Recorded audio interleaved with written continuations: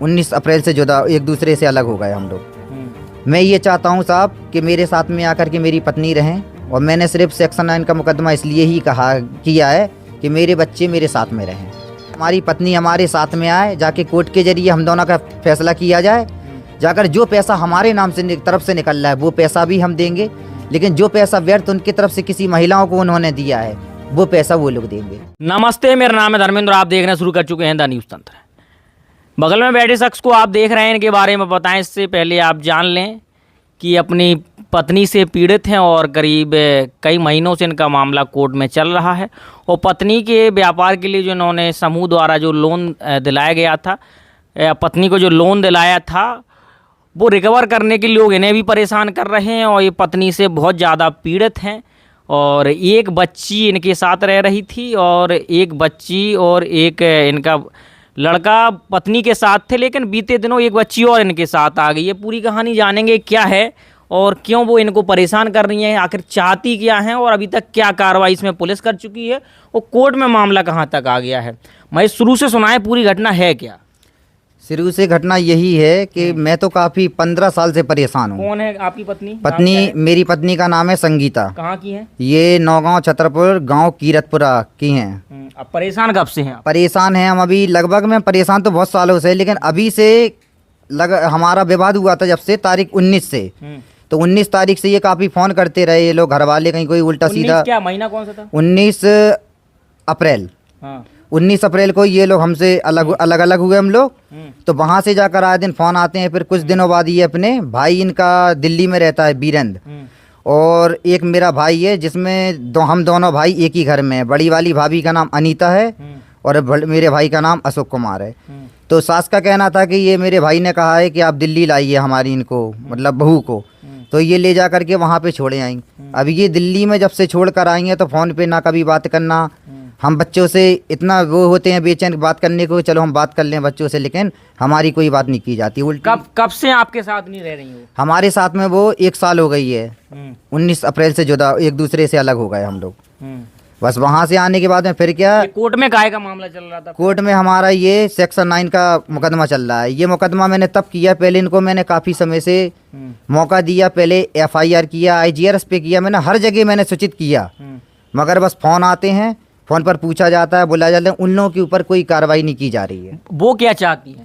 वो ये चाहती है, कह वो ये रही हैं कि हमें आपके साथ में नहीं रहना है। अभी तारीख 29 तारीख लगी थी हमारी, तो ये तारीख 25 को रात में अपनी माँ और पिताजी और हमारी ये संगीता, हमारी छोटी बच्ची जागृति को लेके आई यहाँ पे, और रात में आकर के उधम करने लगी। मैंने इनसे कहा कि इस समय आप बाहर जाइए क्योंकि मेरा मुकदमा चल रहा है, मैं आपको कोर्ट के जरिए ही घर में रखूँगा। तो ये काफ़ी वो करने लगी है। मैंने 112 नंबर डायल किया, 112 नंबर पे तत्काल पुलिस घर पहुँची। पुलिस के आगे बयान करती हैं ये संगीता जी कि मैं अपना बच्चा और जागृति को आपके पास कोर्ट के जरिए जज साहब के सामने दे दूंगी, और लिखित से मैं आपको छोड़ छुट्टी देना चाहती हूँ। ये कहते हुए फिर दूसरे दिन हम वकील साहब के पास गए। उन्होंने कहा कि आप अभी जाइए, 2-3 दिन बाद आना, तारीख 29 को। तो 29 तारीख को फैमिली कोर्ट में हमारी तारीख हुई। तारीख के कुछ देर बाद फिर ये लोग फैमिली कोर्ट में पहुंचने के बाद में ये लोग अब्सेंट रहे, ना जाने अंदर गए। तो ये मेरी छोटी बच्ची जागृति मेरे पास आई, तो उसको बच्ची के बाल पकड़ के संगीता की माँ ने, जिनका नाम राम कुमारी है, उन्होंने मारा। और इनके भाई वीरेंद्र और धर्मेंद्र बाहर मौजूद थे, अंदर फैमिली कोर्ट के नहीं आए ये लोग। मेरी बच्ची को साहब इतनी बुरी तरह से मारा गया है बेरहमी से। पुलिस वाले वहाँ पे, महिला पुलिस, सभी लोग वहाँ के गवाह हैं जो देख रहे थे सामने। उस समय हम लोगों ने कुछ नहीं कहा, हमने कहा अभी हमारा सेक्शन 9 का मुकदमा चल रहा है, इससे में हम लोगों के लिए गलत रहेगा कुछ कहना। आप क्या चाहते हैं? हम ये चाहते हैं कि 3 हमारे बच्चे हैं। बड़ी वैष्णवी है मेरे साथ में 1 साल से रह रही है जब से विवाद हुआ है, और 2 बच्चे इनके पास थे। अब मेरे पास में दूसरी बच्ची जागृति आ चुकी है, और तीसरा मेरा बेटा है जिसका नाम ऋतिक कुमार है। मैं ये चाहता हूँ साहब कि मेरे साथ में आकर के मेरी पत्नी रहें, और मैंने सिर्फ सेक्शन 9 का मुकदमा इसलिए ही किया है कि मेरे बच्चे मेरे साथ में रहें। नहीं तो जब वो पत्नी आपकी रहना नहीं चाहती हैं, आप कह रहे हैं कि हम साथ में रखना चाहते हैं। अब हम साथ में रखना तो चाहते हैं भाई, हम ये सोच रहे हैं कि हमारे 3 बच्चे हैं, 3 बच्चे बर्बाद हो जाएंगे। अब हम तो चाह रहे हैं रखना, अब वो आए ना आए तो भाई ये फैसला तो जज साहब ही कर सकते हैं, कोर्ट ही करेगा ये फैसला। तो रुपए किस लिए दिलाए थे उनको? रुपए क्या है कि हमारे पड़ोस में एक जगह ये तिवारी जी की वो है दुकान, ये मकान बना हुआ है पीले वाला कलर का। तो इसमें क्या है कि ये दिसंबर में जनवरी में हमारे साथ में गई, कहने लगी हैं कि इनकी एक मिलने वाली थी एक जिनका नाम लक्ष्मी था और उनके घर से उनका नाम था वो क्या नाम कमलेश। तो उन्होंने उसकी दुकान खोली थी, किराना की खोली ना, कोर्ट में से उसके सामान की खोली थी, वो लेडीज़ों के सामान की। तो उसके ज़रिए हमारी पत्नी देख के कहने लगी कि हम भी दुकान खोलना चाहते हैं। तो हमने कहा कि देखो सोच समझ लीजिए, पैसा फंसाना अच्छा नहीं है। नहीं तो कहने लगी कि नहीं, हमको आप खोलने के लिए मना नहीं कीजिए, हम दुकान पे बैठेंगे। उसी दुकान के लिए रुपए निकलवाया था? उसी दुकान के लिए मैंने इनको कितना रुपए निकलवाया था? 1 लाख रुपए का लोन लिया गया था, जो ये बैंक नंदनपुरा सीपरी बाजार में ग्रामीण बैंक नाम से है। कितना चुका दिया गया अभी तक? उसमें मैंने 2 किस्त दे पाया था, उसके बाद में ये यहाँ से चली गई विवाद करके। फिर इतना कुछ पैसा देने वाले 15, 20, 18 आदमी, मैं अकेला मजदूर करने वाला, मैं कहाँ तक किसका पैसा दूँ। इसी क्षण मेरी माँ भी अचानक में बीमार हो जाती है, मैं माँ को देखूं या बच्ची को देखूं।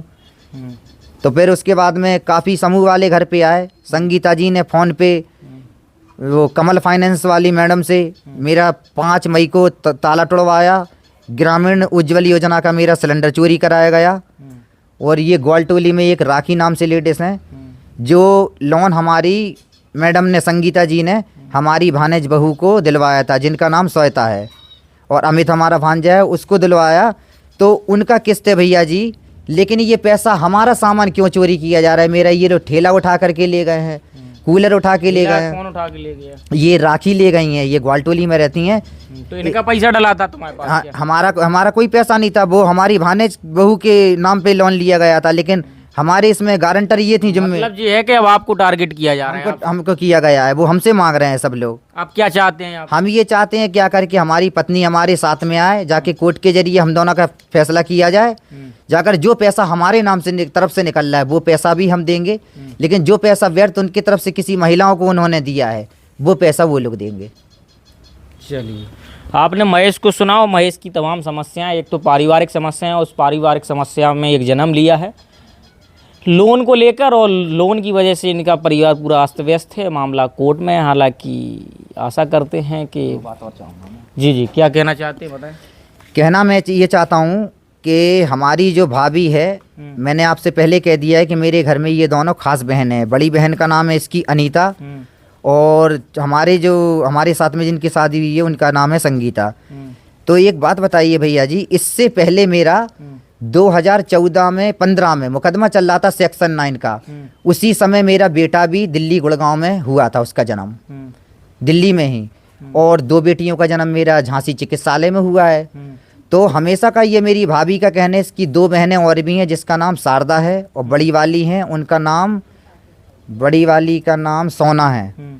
तो ये लोग 2-3 बहनें रहती हैं। इसके भाई और इसकी माँ हमेशा मुझको इसी चीज़ पे दबाव डालते हैं कि आप दिल्ली में जा कर के रहिए। दिल्ली में रहिए? हाँ, दिल्ली में रहिए। लेकिन मैं इसलिए दिल्ली नहीं जाना चाहता हूँ कि 2 भाई मेरे ग्वालियर में रहते हैं, एक भाई मेरा गाजियाबाद में रहता है, मेरे पास में माँ रहती है अकेली। अब आप ही बताइए, मैं इस बूढ़ी बुजुर्ग माँ को छोड़कर कहाँ चला जाऊँ? मेरे पिताजी हैं 2022 में 7 अगस्त को एक्सपायर हो गए थे।